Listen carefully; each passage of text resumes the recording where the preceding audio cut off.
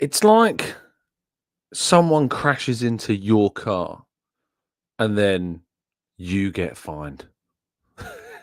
Just another life in the day of being an Arsenal fan. This is the Arsenal News Show. I could call it the Arsenal Find Show, though, at this stage.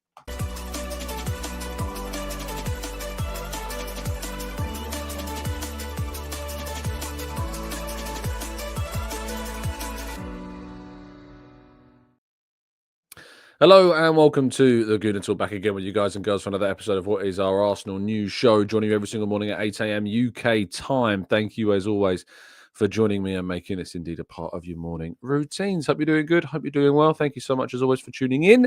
Hope you've had a really good start to your weeks. Hope that things are well in the world of you. And thank you again for tuning in. Tom, good morning to you, to Rich, to Steve, Martin, Trader Mike, Morgie, Knowledge, Carl. We've got Runs of Cows and Barry, James, Tom. We've got Dominic. James now been a member for 36 months, 3 years on the dot. Thank you for your kind support, mate. Stevie, Jitty. We've got Matt G, Mark Rice, Jamil, Sean, Steve, Lars. Plenty more of you guys and girls as well. Thank you, all of you, for tuning in. It is incredibly appreciated to see so many of you continuing to support the channel. Drop a like, subscribe, all that usual YouTube-y stuff, and let's crack on, shall we? We start with news of Arsenal's FA Youth Cup quarter-final, which is going to be held at the Emirates Stadium, which is really, really good, of course. Gives those younger players an opportunity to play in such, more of a bigger arena, a better pitch quality. But Arsenal will be taking on Manchester United for the quarterfinals. It will take place on Friday, February 28th, so in 10 days' time. 7 o'clock kickoff. You can, of course, get tickets for this game. Go and support the young lads. Max Dowman, we expect, will be involved in this game. Potentially Chido Obi-Martin, of course, on the other side of the divide as well. So it could be an interesting scenario, seeing Dowman against Obi. But of course, Obi did make his debut. We'll talk about him in just a second, actually. Yes, FA Youth Cup quarterfinal at the Emirates Stadium. If you can get down there, I imagine that it'll be a good atmosphere. Man United usually do bring quite a significant number to their FA Youth Cup games, especially when they get to the later rounds. So could be a good atmosphere for a youth game also. So yeah, certainly look at having a have a look at trying to get down there and support the guys as best you can.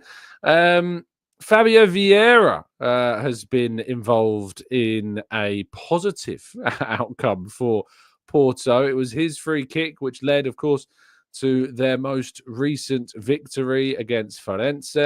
Firenze down to 10 men, only in the 98th minute, but it was indeed Fabio Vieira getting involved with the goals to help them get the result that they needed, because for Porto, it's not been, the most amazing of seasons for them by any stretch of the imagination. They're 6 points off the top. Sporting still running away. Well, not running away. They're only 2 points out of Benfica, but Porto not involved in the title race. And in fact, they could still be looking over their shoulders for Champions League qualification also, and looking ahead to that as well. But Fabio Vieira getting assist for Porto in their most recent game. There was, of course, a point where Arsenal could have recalled Fabio Vieira in the January transfer window, or just before the January transfer window, and slightly into it, but that expired pretty early on in the campaign. But there was, of course, a clause in that contract which meant that had he played a certain number of games, he wouldn't have been able to be recalled, but he was just underneath that. But instead, Arsenal opted against that in the end. Speaking of Chido Obi-Martin, Sam Dean wrote a really good and insightful piece for The Telegraph yesterday. I recommend you go and give it a read if you haven't done so already, kind of looking into the decision of Obi-Martin to make that switch, and also the situations of Souza, remember Lino Souza, Mario Koja-Dubry, Ruel Walters as well, some of the other young players, Aiden Heaven, that have left Arsenal's youth academy, decided against signing professional or senior contracts with the club and moving elsewhere to try and get more senior football. And it's a really good piece kind of looking into it, talking about the reasons why these players have left. I mean, in particular, we know that Chido Obi-Martin was offered quite a significant package when it comes to making that switch and making that move. We do know that Lino Souza's time has not been like amazing by any stretch of the imagination. He's currently playing in League One on loan with Bristol Rovers. He's not really broken into the Aston Villa side, that's for sure. He's still quite some way off that as well. But these players that have come through and gone elsewhere, Man United's guys, Obi-Martin and Aiden Heaven, we know that there was a considerable financial factor involved in that. And it's about the pathway and whether the pathway exists for these players to make waves at the Arsenal. But we know that that is true because just look at Ethan Nwaneri and Miles Lewis Skelly. Look at their own progression into the Arsenal first team this season. If you are good enough, you will get an opportunity. And I think that if Obi-Martin had indeed have stayed at Arsenal, I think he probably would have been getting some opportunities right now in the first team because of the situation. But he wasn't willing to wait, and instead he took the offer from Man United and made his debut at the weekend at senior level, coming off the bench for barely any time at all during their defeat to Tottenham, but has now made a senior debut for Manchester United, but has not played too many minutes at under 18 or under 21s football this season. It's not been like he's been blowing teams away like he was for Arsenal. He has scored a number of goals, but we'll wait and see if Arsenal not intend to regret losing Obi-Martin, but it wasn't really much of their choice in the end. But moving over to the headline story of the day, and an independent regulatory commission has imposed a £65,000 fine on Arsenal in relation to the Premier League match against Wolves on Saturday, the 25th of January. This story has rightfully caused quite a stir amongst Arsenal supporters. Charles Watts, added some extra information, I believe, to this on social media, including the quote from the post itself. The Commission noted that it is important in this case not to conflate the decision of the referee to dismiss Lewis Skelly and the subsequent overturning of that decision with the matter at hand. Football matches are invariably peppered with controversial refereeing decisions, and it is incumbent upon football clubs to make sure that their players accept those decisions, even when their players vehemently believe a mistake has been made by the referee.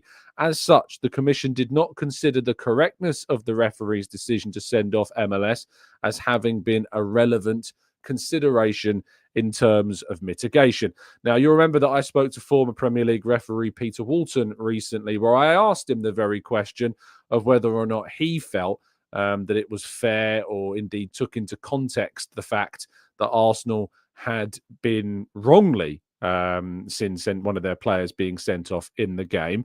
However, what he described, he said that it's a good question because you have to take into context in mind and look, clearly the Arsenal players were aggrieved at the decision and it was subsequently proved to be the wrong decision in a lot of people's eyes, and maybe they should have been offered some kind of leeway. But that's a slippery surface to go down, and the utopia is the referee gives a decision and the player accepts it, good, bad, or indifferent. That's what the FA want, because we go back to your previous question about public image and the respect for the game, respect for the individuals and the players and the referees in this instance, and the image that's portrayed around to, the younger elements of our people who watch the games. So, yeah, in a perfect world, you wouldn't want a reaction, and I think the FA and their charge have looked at it through that perfect world. I think in layman's terms, you would also want to add on a layer of context and understanding. Then that becomes very subjective. And where do you go from there? Is the next one, that was only a reaction or abuse, it wasn't meant to have any personal nature? Well, you can't have it both ways. So whilst, again, for an individual, I almost feel a little bit sorry for the Arsenal players who were charged. It is what it is in terms of you give a decision and let the authorities sort the decision out, not the players on the field. I always found that players on the field were not necessarily reacting to that decision, but making a scene so that they would influence the next decision. And that's the part of the makeup of a lot of competitive players. They know they're not going to change the decision. They just want to sow a seed for the next decision. And maybe that's in the thought of the Arsenal players. Maybe that's what the FA want to stamp out. But, if you want a bland answer there, yeah, you would have factored in the context. But I can understand the FA still charging them because they did what they did. They can't undo what they've done. I don't agree. I mean, I agree with the aspect of applying context. I agree with the aspect that I think this is a joke. I'm not saying that's not what Peter said, but I certainly feel that it's an absolute joke. James Benge on Blue Sky provided further context to this. Arsenal have been fined £65,000 for 9 of their players surrounding Michael Ovalov after Miles Lewis Skelly sending off at Wolves. This is more than 3 times above the standard fine for a Premier League club. The Regulatory Commission blamed the long time spent protesting and forceful protests. Michael Oliver made a mistake. He got the decision wrong, and subsequently this decision was overturned.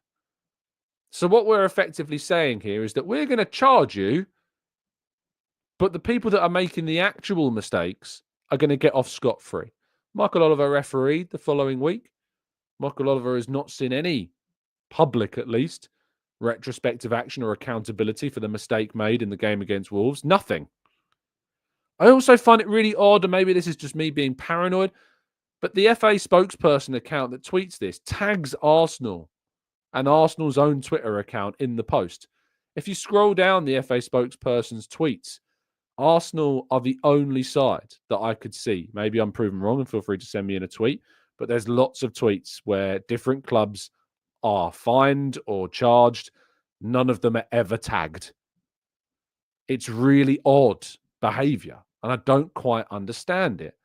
We also saw, I think, Wolves' players surround the referee in the game against Liverpool recently after, of course, some of the decisions that went against them. We will await to see if they are charged.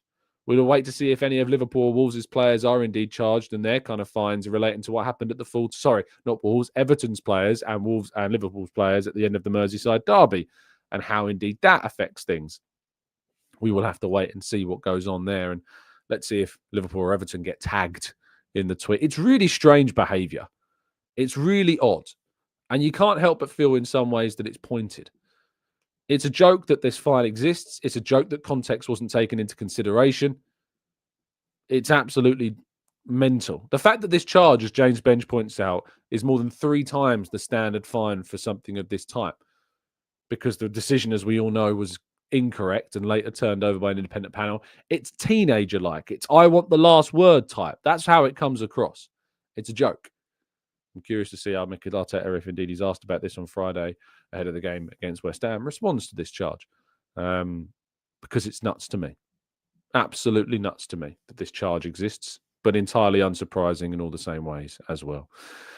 Right, let's go to part 2 and your questions and more, probably some of your reaction to this story and others right after this.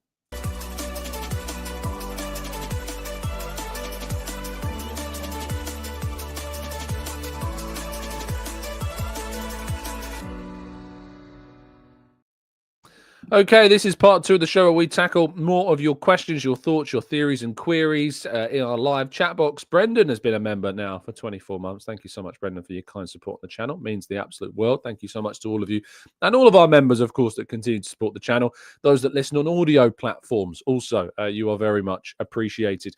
I'm going to start the second part of the show off just with a small, not announcement, but just a note. I'm going to be taking a break from going on other channels for a while, indefinitely, until I decide otherwise. I'm just a little bit sick and tired of the absolute cretins that you find hiding, lurking behind keyboards in chat boxes and comment sections saying pretty horrible things. I don't need to see it. I don't need to read it. I know that we've got an amazing community here, and 99% of the people that leave comments in our chat box are brilliant. And I have just run out of patience when it comes to dealing with these trolls online. And as a result, I'm just going to take myself away from it. Of course, it doesn't mean stopping doing kind of certain other aspects of Arsenal punditry, if you like, but particularly live YouTube shows. I'm going to take a step back from. This isn't a reflection on the hosts of those shows, so please don't, message. For instance, I was on with Sophie last night. It's nothing to do with Sophie. It's not Sophie's fault. I just want to make that very clear indeed. Or anybody else's channels, of course, who host it, be that, I've recently been on some fantastic channels like Deluded Gooners, DGs, for instance. But I'm going to be taking a break from appearing on some other channels for the foreseeable future. I'm just sick and tired. I know that people, of course, who are watching on those channels that leave those pretty horrible, and so I'm just taking the mick, just people just trying to get a rile up, people on the wind up. Watch this channel. They're blocked here. They still watch. I can see, I know you're watching right now. And they're hidden from leaving any comments. They leave comments. They don't pop up in the chat box because they're blocked. And yes, I have a pretty heavy trigger finger when it comes to blocking people, but I don't need to deal with it. I don't need to worry about it. I need to control my own stress levels. I need to control my own mental health and do it for the betterment of that as well. So I'm not I'm not taking any more. I'm just not fussed. My patience has run out entirely and completely with it. So we'll just be sticking with things I hear. We've got an amazing live event on Thursday. I can focus on the people that I know are here to support us. It's not about an echo chamber. It's not about people who don't challenge my opinions, because I know you lot in the chat box will challenge my opinions, and you do it in a respectful way, and we'll have a back and forth, and we'll have a discussion, and we'll disagree. It's not about having different points of view. It's about being respectful. It's about not being a knobhead. That's what it's about. So to all the knobheads that have been watching and being pretty horrible, unfortunately, you're just not going to get the energy from me anymore. So I look forward to moving forward with this and here and in certain other places as well, of course, where there are live chat boxes and you can just have a conversation about Arsenal with some friends. But I'm just sick and tired of it, and I don't need it anymore. Anyway, let's. And Sophie's in the chat saying we have a great community, but trolls follow some folks from other channels who are polarizing. So there you go. And that's it. As I said before, it's nothing to do with Sophie. It's not Sophie's fault. It just, for me, yesterday was a bit of a straw that broke the camel's back, and we move. Right. Let's. Thank you for the kind comments. I probably won't be reading them out, just to not read the energy, but I am reading them in my head. And thank you for your kind words. It is very much appreciated. Paul says, my issue isn't us being fined again. It's the lack of consistency. We are treated differently to other big teams. And I absolutely think that I absolutely take that. I take that utterly and wholly. The lack of consistency is the key issue for me. I really try not to buy into the rather, what's the word? Conspiracy theory type things around this. Alleged allegations of corruption. I do my absolute utmost not to buy into these kind of thought processes, and I just put it down to them being bad and awful, or in some cases just salty about getting decisions wrong and it being proven to be that way, and then wanting, like a teenager does, want the last word in an argument and putting in a fine. But I empathize with people that sadly have those views because it's just unconscious bias, says Thomas in the chat, and I think that may be the key thing, an unconscious bias.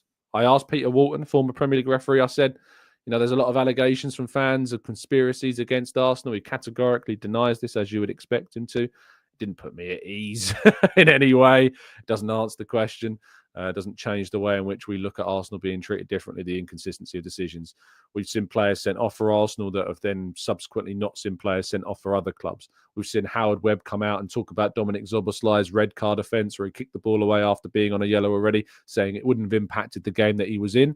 Well, it would have impacted the next game because he would have got a red card, which would have seen him suspended, just like how Trossard was suspended or Declan Rice was suspended. It's a joke, some of these decisions. It's disgraceful, some of these decisions that we've seen. And the consistency of how poor these decisions are is the only thing that is consistent about the officiating in England. It's deplorable and, frankly, embarrassing how bad the decision-making is.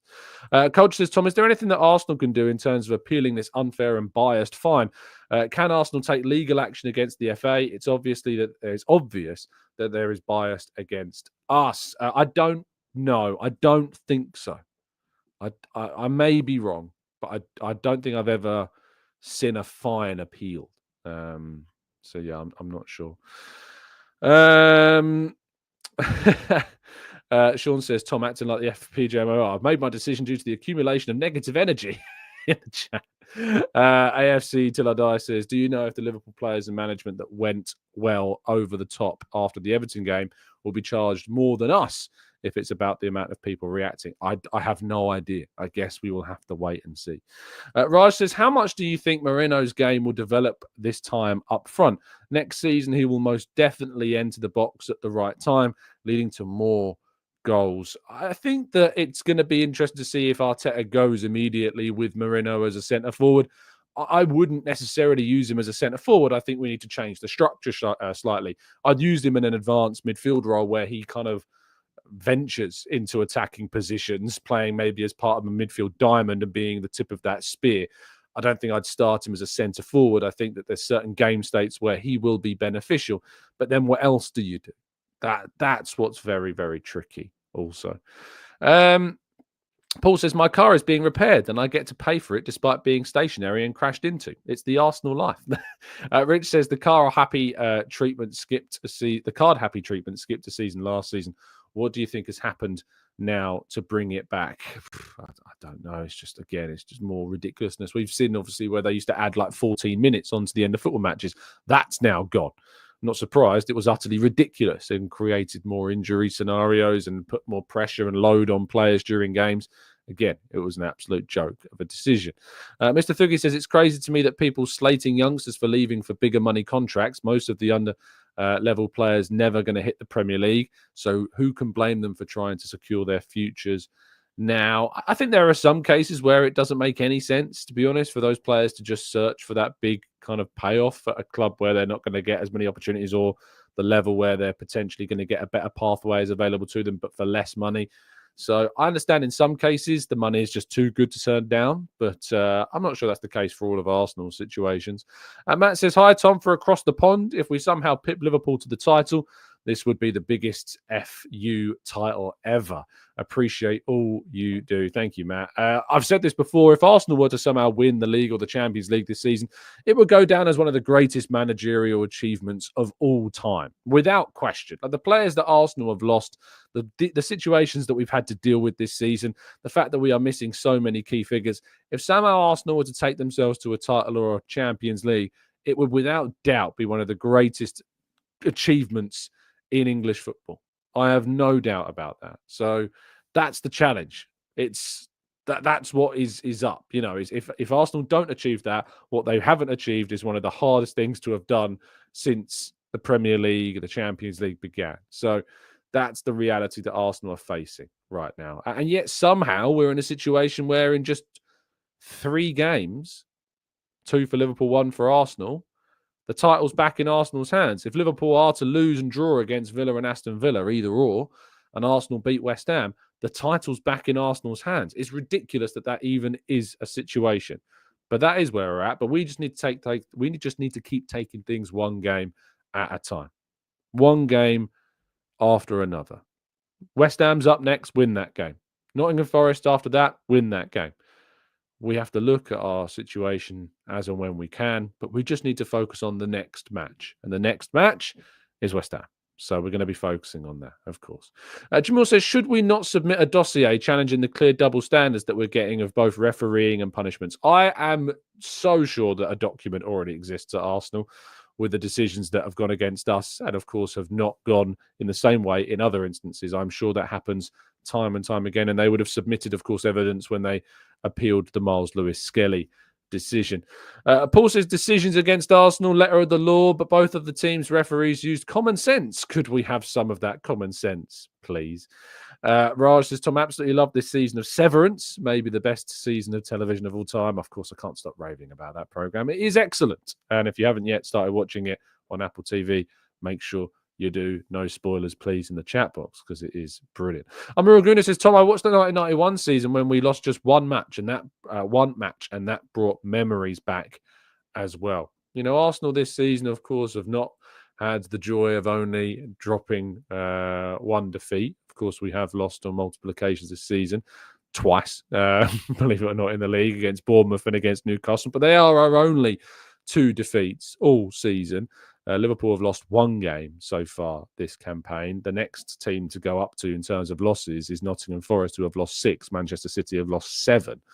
It's just too many draws. We've had 8 draws so far, which is the most number of draws of any team inside the top 7 of this league, which has obviously been too many. And there are games where you look at the Brighton game, the Fulham game, the Liverpool game, the Chelsea game. You know, we deserve more from these matches. We deserve more. And had we have won those 4 games, we would have 8 more points, and Arsenal would be sitting top of the Premier League by a single point if that was the case.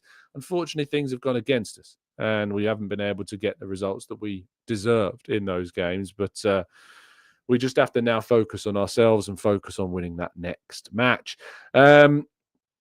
Let's go to Benny, who says, what do you think of Newcastle turning to prime Inter Milan against us, but when they play against City, they turn into Ipswich? I think there are certain games where styles, you know, go against one another. They were playing at the Etihad for starters. Newcastle, I think, have just kind of got to focus on that League Cup. There was a lot more energy, emotion attached to Newcastle potentially going through in that League Cup game. So that made quite a significant difference. It's football. Games are different, and I don't expect Newcastle necessarily to even qualify for the Champions League this season. They're currently sitting in 7th. They could fall behind Fulham if they suffer another defeat. They've got Nottingham Forest up next on Sunday, so that's not an easy game. And if they lose that, they could see Fulham and Aston Villa close the gap, and even in the case of Fulham, overtake them. So I think we've just got to hope that I'd rather Newcastle won the League Cup over Liverpool, of course. But I do not want to see really them getting Champions League qualification. And that gives Arsenal the best chance of maybe going for the dream target of Alexander Isak. Owen says, after the recent controversial Bellingham red card, should we get back into conversations with Perez about the Super League? Phil will never win the Premier League with current PGMOL rules. I don't think that's the way out of this. The Super League is not the way forward. Major Lee says, realistically, which academy player do you think will make their Premier League debut? I think it's probably going to be Nathan Butler-Odeji. I mean, it's most certainly probably going to be him. Did he make his debut in the Champions League or in the League Cup? When did Butler-Odeji make his debut? Because he came off the bench recently, didn't he? He made his debut in the Champions League. Came off the bench against Dinamo Zagreb. That's when he came off the bench. Cam says, I have never seen such an injury-ravaged season in my time of supporting Arsenal since '87. Oliver says, we should at least be only 1 point off, at least. Perry says, what's going on with Arne Slot's touchline ban? Could it affect their performance against big teams? We will get an answer for that. They have to respond by tomorrow, so we'll know something before the Man City game. It could be that he's banned on the touchline against City. I don't think he'll be banned on the touchline for tomorrow night's game against Villa, though, unfortunately. Cass says, totally agree. Too many draws. That's going to cost Arsenal the title. Everton, Chelsea, Liverpool, Fulham, Man City. It's too much. Perry says, Man City is another great example, another game that we should have won as well. Soup says, these kind of injury hit seasons used to be par for the course under Wenger. I mean, what's interesting about I don't think I remember a time where 4 of our starting attacking players were gone under Wenger. I mean, you might be able to tell me a period where I was wrong, but can you remember a time where we didn't have Pires, Ljungberg, Henry, and Bergkamp? Can anyone tell me a time where that happened? I'm not sure I can remember a time where all 4 of those players were out, with 2 of those players being season-ending injuries and the other 2 players being out for over a month. I'm not sure I remember that happening. Owen says, have you seen the Firmino rumours? Would you take him? No, I wouldn't take a former Liverpool player hoping to beat Liverpool to the title. I just think there'd be too much mental kind of conflict there. I don't think that is a smart move for Arsenal to make at all. Cass says, totally agree. Too many draws. That's going to cost Arsenal the title. We've kind of done that, haven't we? Oliver says, I think City will finally do us a favour and give Liverpool a proper game. We can only hope that Man City can get a result in that game. We absolutely need it.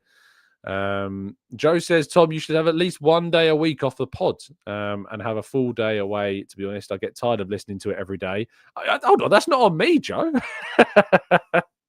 You don't have to tune in every day.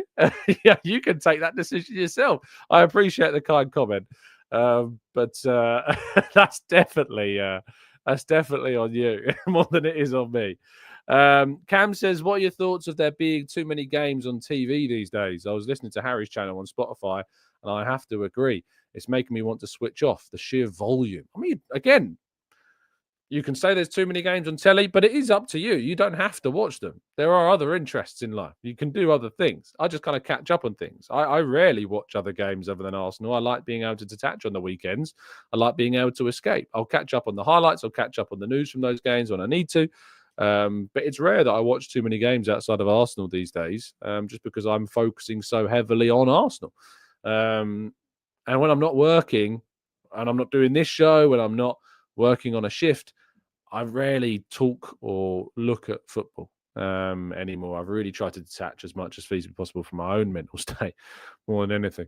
Ikas says, it might sound mad, but these injuries are slightly on Arteta. 3 of those 4 are hamstrings. Might have to do with the style of play. I don't think it's to do with Arteta. I think it's to do with the schedule. The schedule is nuts. The schedule is crazy. It's to do with the international scene. It's to do with World Cups and Euros and tournaments, shortening the gaps between seasons. The biggest reason why these injuries happen is because of the scheduling.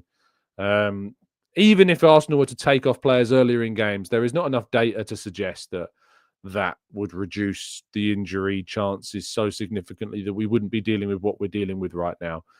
We have the games that we have to play. The best players in the world play the majority of all the games.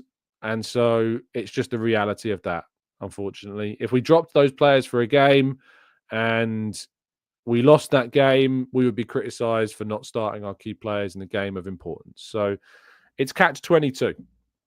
The biggest force behind reducing injuries is the powers above that can reduce the schedule, that didn't have to expand the Champions League, that didn't have to expand the Club World Cup, that didn't have to expand the World Cup, that didn't have to introduce other tournaments, that didn't have to introduce ridiculous decision making that has seen two-legged League Cup semi-finals. Like all of these things, we absolutely could reduce the number of games played, but powers that be care more about money than they do about player welfare. And one day the players are gonna need to take a stand. They're gonna have to take a stand.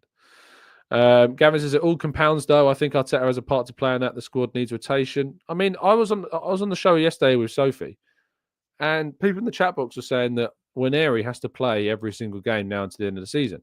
Even when Saka and Martinelli come back, people are saying Waneri has to play every single game. And at the same time, they're saying when Saka comes back, we can't drop Waneri.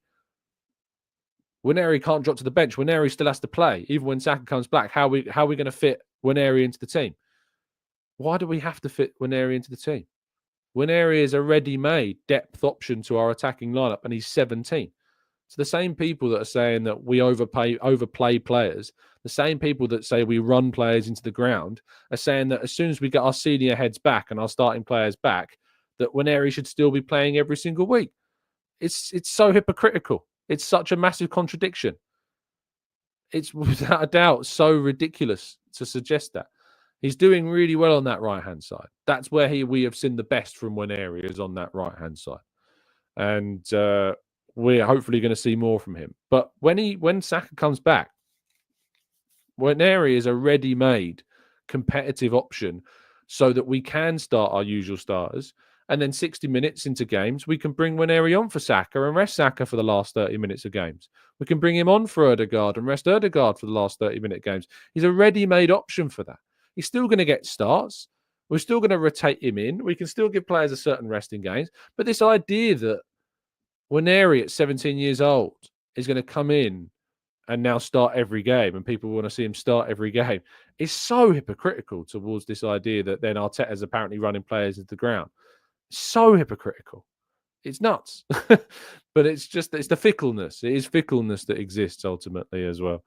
And that's a frustration.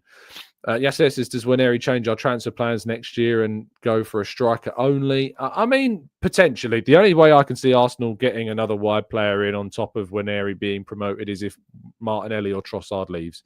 If Martinelli or Trossard leaves, I think then obviously you have to bring in a wide left player. If you don't sell either one of Martinelli or Trossard, then you've got Havertz we expect to be back. Saka will be back. Martinelli will be back. Trossard will be back. Waneri's now in the fold. That's 5.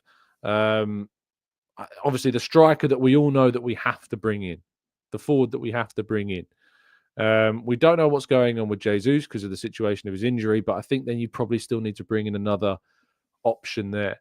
So I still think you need 2 forwards. I still think you need 2 forwards, 1 centre forward, 1 wide player. Just to offer that competition. But to get a real top one, like a top level forward, I think one of Martinelli or Trossard would have to go. I can't see us spending like a huge sum on a wide player and both Trossard and Martinelli staying. I just can't see that logistically working. On the right, you have Saka and Waneri. On the left, you have Martinelli and Trossard. Up top, you've got Havertz and our other centre forward that we need to bring in. And I think then you need to bring in another forward, but I can't see it being kind of like a Williams or one of these kind of like marquee options, if indeed you've still got Trossard and Martinelli and Saka and Waneri and Havertz and a centre forward. So I think we need 2 forwards. I just can't see the second one on top of a centre forward being like a marquee player if indeed you've already got all those players, because how can you guarantee them the minutes? How can you guarantee Trossard and Martinelli that game time as well? So I think we need 2, but it's very difficult to bring in a second marquee player on top of a top striker, which we absolutely have to go for in the summer. But Nwaneri's progression into the first team absolutely helps. Without a doubt, it helps. And it's relieved a lot of the pressure, I think, on that area of the team. Sterling will be leaving. Jesus will be out for the rest of the year. So I think we absolutely need to bring somebody else in. Brian Mbeumo doesn't really make any sense, because you've got Saka and you've got Nwaneri. Mbeumo would be playing on that position. And I think he'll end up going Newcastle, to be honest. That's probably where I see Mbeumo's next move. It doesn't really make any sense to block Nwaneri's minutes by bringing in Mbeumo. I think if you're going to bring somebody in, I'd bring somebody in like an Eze who can offer Odegaard competition, but can also play as a wide player if you need him to. So I'd look more so as the kind of an attacking midfield wide playmaker type, like an Eze. I think that's the perfect foil. I think that's when you can spend bigger money. You don't bring in a winger, you bring in the likes of an Eze, a wide playmaker that can play as a 10 as well, can play as a left 8, and that player then becomes the option. Like a Phil Foden type, somebody that can play in multiple positions, but isn't therefore going to be blocked by the presence of those other players. We need to sell Fabio Vieira in the summer. We replace him. So I think that's the option. So if you were telling me that we were signing Sesko, Eze, Zubimendi, a defender, a backup goalkeeper, I'm looking at that and thinking that's a really good summer window. A really good summer window. You bring in Zubimendi to replace your Partey. You bring in the striker that you need. You bring in Eze to give you more attacking options as well. You bring in a right-sided versatile defender so that we can offer protection for Saliba's position, but also for Timber's position and White's position, and have those options there. You've got players coming through still, of course. Lewis Skelly could offer himself as a midfielder as well as the left back. You've got Calafiori involved in the squad. Marino is still here. You've got Rice still here. It's important, I think, to think about the balance of that group. So, yeah, and you've got Max Dowman, as TJR points out, coming through, and you don't necessarily want to block that too much. And he can play as kind of a left 8, he can play as a 10. But he's still got to specialise more, and he's still only 15. So I don't want to put too much pressure on a 15-year-old. I think it's ridiculous. But yeah, I would look more to an Eze than I would to, say, a Nico Williams as a summer signing for kind of an attacking option. Mateus Cunha, again, maybe that falls into it as well, because he can play as an attacking midfield, can play as a centre forward, can play as a left forward as well. So maybe that type of versatile option. But I think an out-and-out winger, I'm not, unless one of Martinelli or Trossard leaves, I can't see it being an out-and-out winger that happens. I just can't see that being the case. And I think a lot of people don't really want to see Martinelli go. But if Arsenal are to sell a marquee player for a huge amount of money that then enables them to spend more on another player, it probably would be Martinelli. It probably would be him as opposed to anybody else, because I don't think Trossard gets you enough kind of in terms of income to change dramatically what type of player that you could get on top of, say, a top elite level centre forward, which we all know that we need. Right, that's going to bring us to the end of today's show. Thank you so much as always for tuning in. Appreciate your support, appreciate your kind comments as always. I'll be back with you tomorrow morning bright and early to discuss all things Arsenal. We've got 2 days until our live show. Very much looking forward to it. I think there's 1 ticket left, or maybe 2. Because we did have a couple of people buy up the spare yesterday. So I think there's 1 or 2. Let me just check.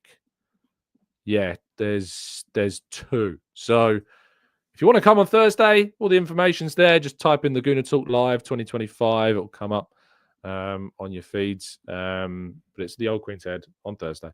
But I think there's 1 or 2 tickets. I think it's 2 though left. So there you go. But I can't wait to see so many of you on Thursday. I can't wait to show you our brilliant panel of guests. And looking forward to that very much. So speak to you soon. Stay safe, stay well, stay happy and respectful. And as always, up the Arsenal.